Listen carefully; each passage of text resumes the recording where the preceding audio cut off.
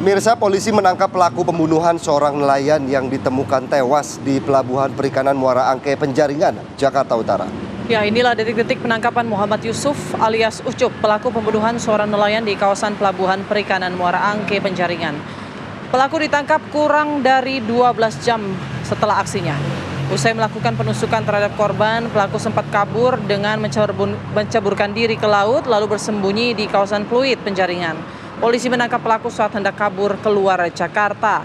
Polisi tembak pelaku saat mencoba melarikan diri, dan dari keterangan pelaku dirinya membunuh korban karena kesal korban menjalin hubungan dengan kekasihnya.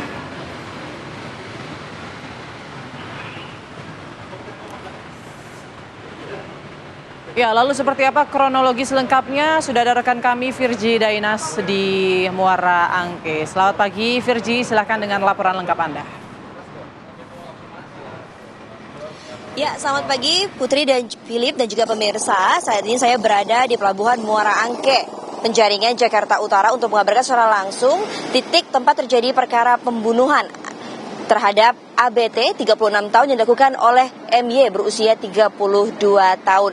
MY menusuk ABT hingga tewas pada hari Jumat tanggal 13 Juni pada pukul 6 pagi dini hari. Dan kita akan langsung tanyakan pada warga yang mengenal korban, karena korban ini merupakan orang asli dari Pelabuhan Muara Angke, Penjaringan, Jakarta Utara. Halo Bapak, selamat pagi Pak. Pagi. Boleh Pak, boleh kita maju sedikit? Pagi Pak. Pak, ini sebelumnya Bapak sudah mengetahui ada terjadinya pembunuhan di sini? Enggak, kurang tahu. Ya, tapi Bapak mengenal korban pada saat ini? Kalau korban mengenal. Nah, kalau untuk keseharian korban ini seperti apa sih Pak karakternya? Apakah korban ini cukup dekat sama warga sekitar sini atau seperti apa? Dekat dia, baik orangnya. Kerjaan buruk. Oh, kerjaan buruh ya. Jadi korban ini kerjanya buruh dan baik, sering menyapa warga seperti itu. Pak, saat Bapak tahu korban ini telah meninggal dunia, apa reaksi Bapak? Ya kurang tahu ya itu ya. Tapi Pak, yang pasti terkejut ya Pak ya, kaget ya karena korban ini dekat ya. Baik, terima kasih Bapak, terima kasih, selamat beraktivitas kembali. Nah pemirsa, saat ini saya akan menanyakan langsung bagaimana kronologi hingga motif yang mendasari MY membunuh ABT. Kita akan langsung tanyakan saja pada Kasat Reskrim di Pelabuhan Muara Angke, AKBP Igusti Krisna. Halo Pak Krisna, selamat pagi. Pagi Mbak, iya Pak.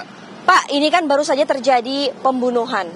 Iya, kira-kira Pak, apa yang menjadi kronologi dari awal pembunuhan ini seperti apa? Oh ya, jadi kami Polres Pelabuhan Tanjung Priok pada hari Jumat 13 Juni 2025 sekitar pukul 6 pagi itu mendapatkan laporan dari masyarakat terkait dengan adanya dugaan seseorang yang telah ditusuk di wilayah TPI Muara Angke ini.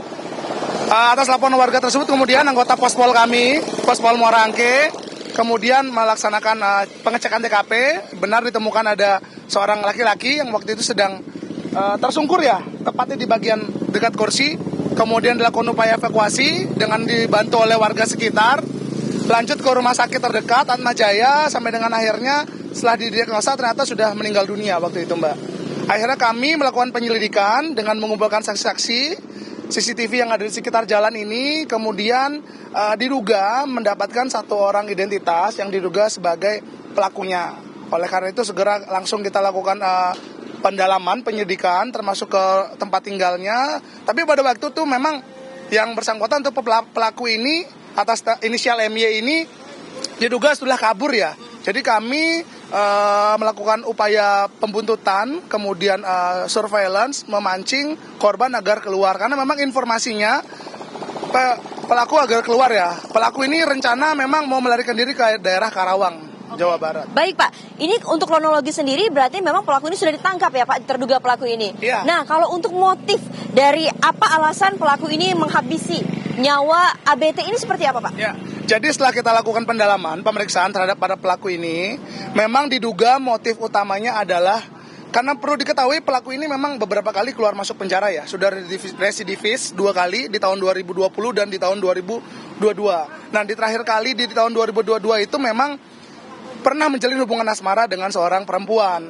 Perempuan ini kemudian saat di penjara ternyata berpaling ke lain hati. Nah, untuk diketahui perempuannya itu sekarang menjalin hubungan asmara dengan korban. Nah, hubungan itu yang semula pelaku dengan korban ini sudah saling kenal semenjak 2019, semenjak 2023 itu hubungannya sudah mulai tidak baik. Itu menimbulkan semacam dendam, setiap kali bertemu, setiap kali tegur sapa itu sudah menimbulkan reaksi yang buruk antara kedua belah pihak. Nah, ini kemudian yang akhirnya pada saat malam hari saya interogasi terhadap pelaku dan beberapa saksi-saksi, memang terjadi awalnya sekitar pukul 3 itu terjadi cekcok mulut ya, adu mulut antara pelaku dengan korban. Kemudian setelah tidak berlangsung lama, kita tidak terlalu terjadi, yang jelas ada permintaan tolong ataupun dari masyarakat terkait dengan adanya satu orang yang tergeletak akibat ditusuk di bagian lehernya ya. Berarti ini bisa disimpulkan murni karena faktor asmara ya Pak ya? Ya, jadi asmara bercampur dengan dendam-dendam yang sambil berjalan. Baik, Pak, kalau kira-kira hukuman untuk pelaku ini seperti apa Pak? Ya, jadi tentunya kita akan proses maksimal ya. Sementara dugaan pasal yang kita kenakan 338 pasal pembunuhan dan 351 ayat 3 terkait dengan penganiayaan mengakibatkan kematiannya, seperti itu. Baik. Pak, terima kasih banyak. Selamat beraktivitas kembali. Ya. Semoga kasusnya cepat selesai. Baik pemirsa, itulah dia kronologi singkat serta motif pembunuhan MY membunuh ABT karena faktor asmara. Kembali ke Anda, Putri dan juga Philip. Baik, terima kasih Virgi Dainas mengabarkan langsung dari Muara Angke, Jakarta Utara.